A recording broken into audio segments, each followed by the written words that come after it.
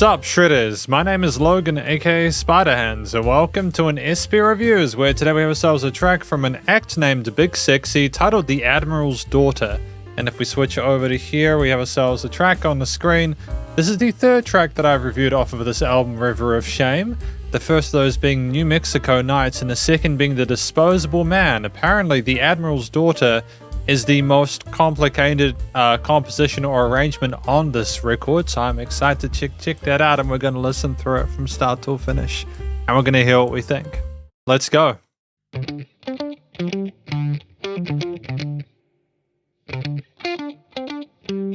Instant funkiness with the guitar lines. Bring bass, brass and drums into it.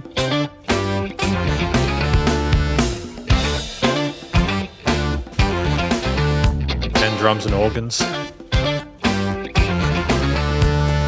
Traveling through the world from sea to sea, he became a fixture in polite society.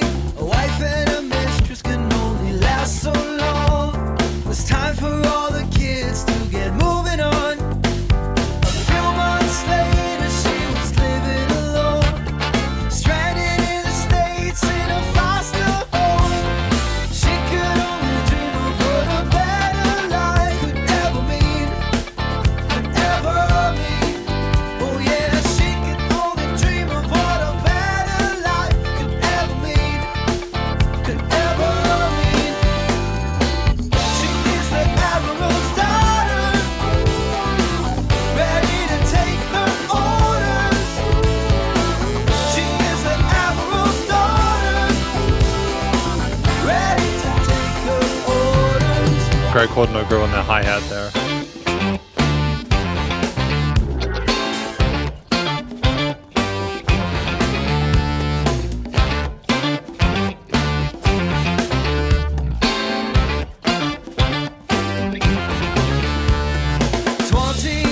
She lived with great stress and fear, wondering if the world held a man for her. Working all day from 7 to 5 was the only way to keep herself and brother alive. Paycheck to paycheck, little means, makes her loneliness a chronic disease. She could only dream of what a better life could ever mean, could ever mean. Oh yeah, she could only dream of what a better I'll repeat. life could ever mean, could ever mean. She is the Admiral's daughter, Great harmonies here, cool response. orders. She is the Admiral's daughter, ready to take her orders.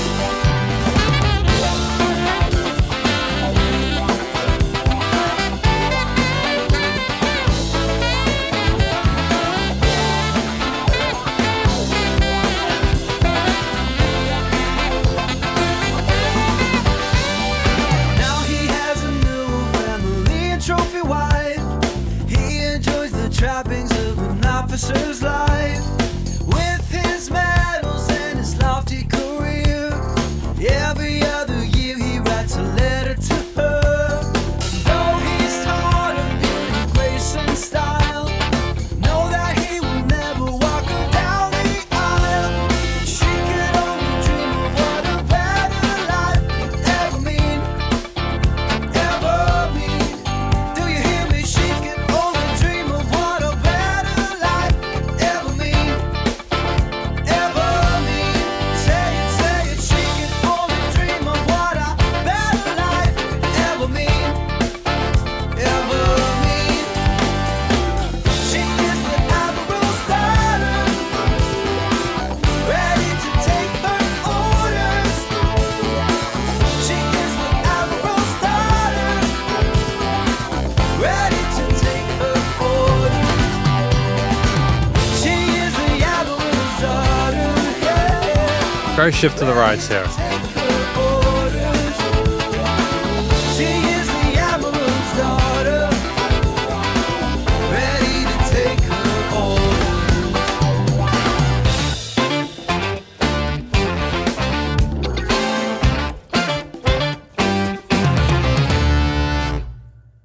That's a really fascinating track.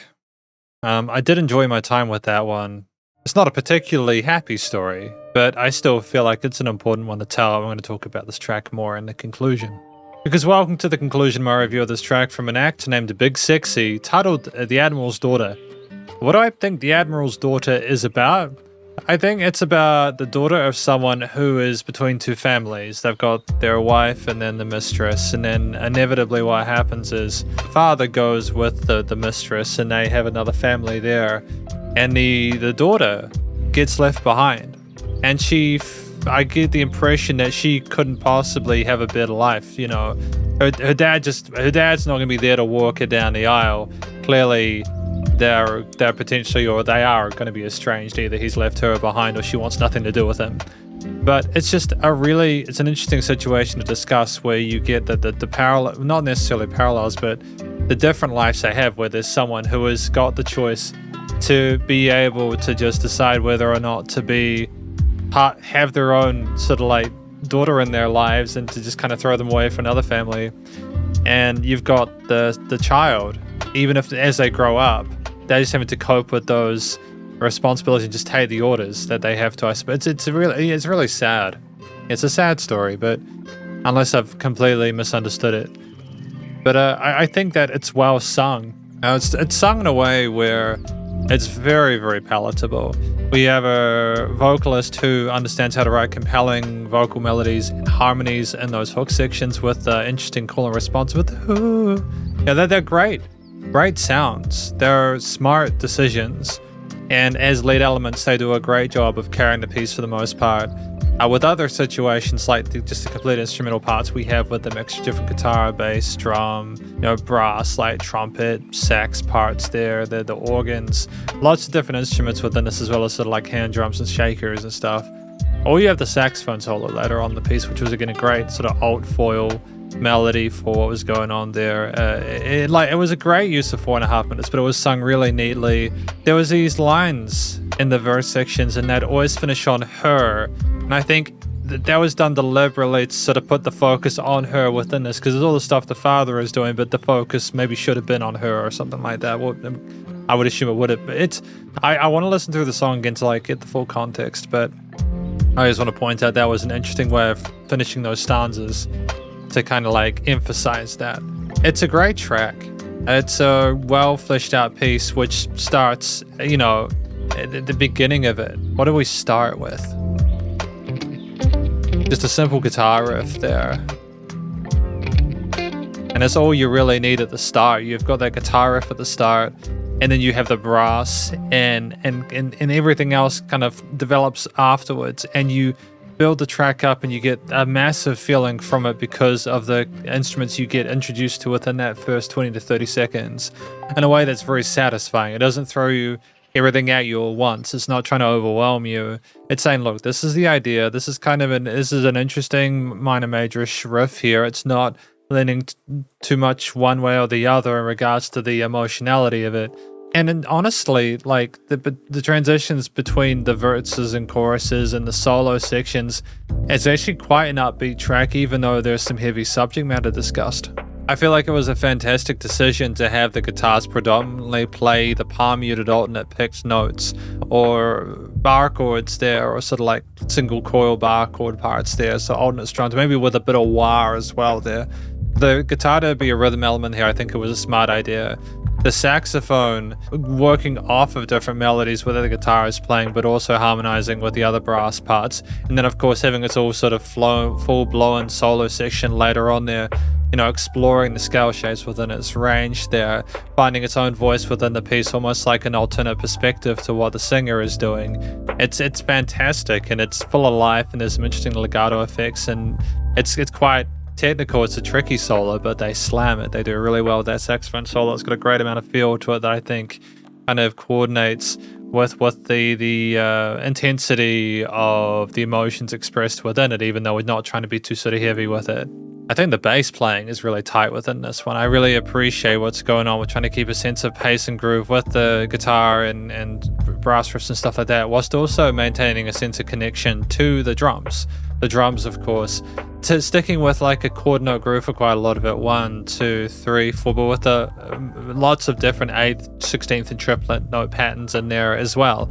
It's not an easy song to play on any of these instruments particularly. It's quite a technical piece, but we managed to have all these interesting sort of 16th and even 32nd ghost notes with the way that the shakers and the hand drums are put together there. There's a lot, rhythmically it's very astute and really clever, and there's a lot of depth to it.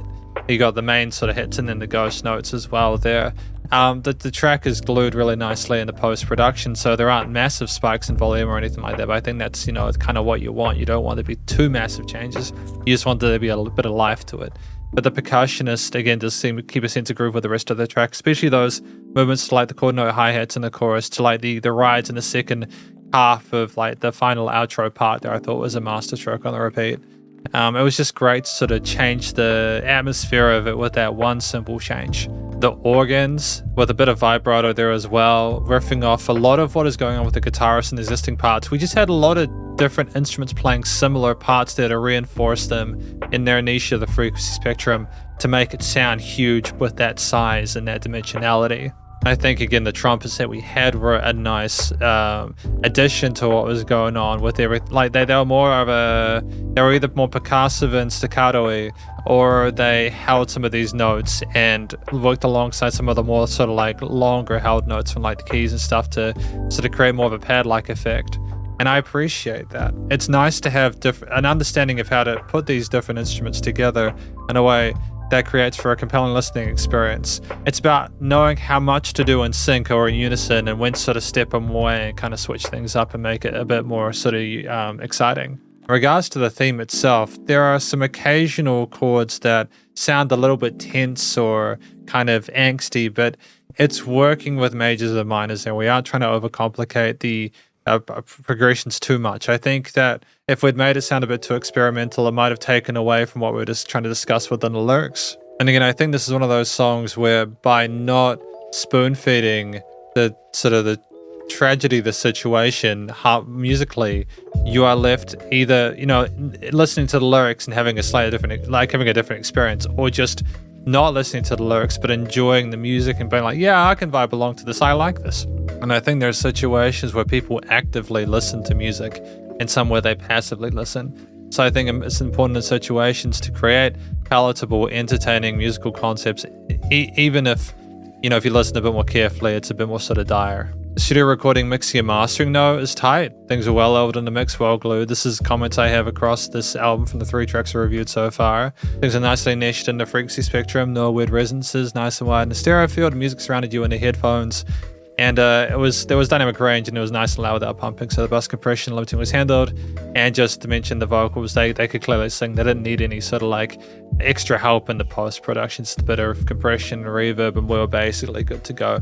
With the backing vocals stacked nicely on the sides there with the double tracking. But that's my review of this track from an act named Big Sexy titled The Admiral's Daughter. Hopefully you enjoyed it. If you did, please do go show them some love via their various social medias and a Spotify page, and stay cool and stay safe. And please remember to support your local musicians and artists at this point in time, as they need the help more than ever with all the crazy stuff going on in the world. And I'll catch you in the next review. Spiderhands out.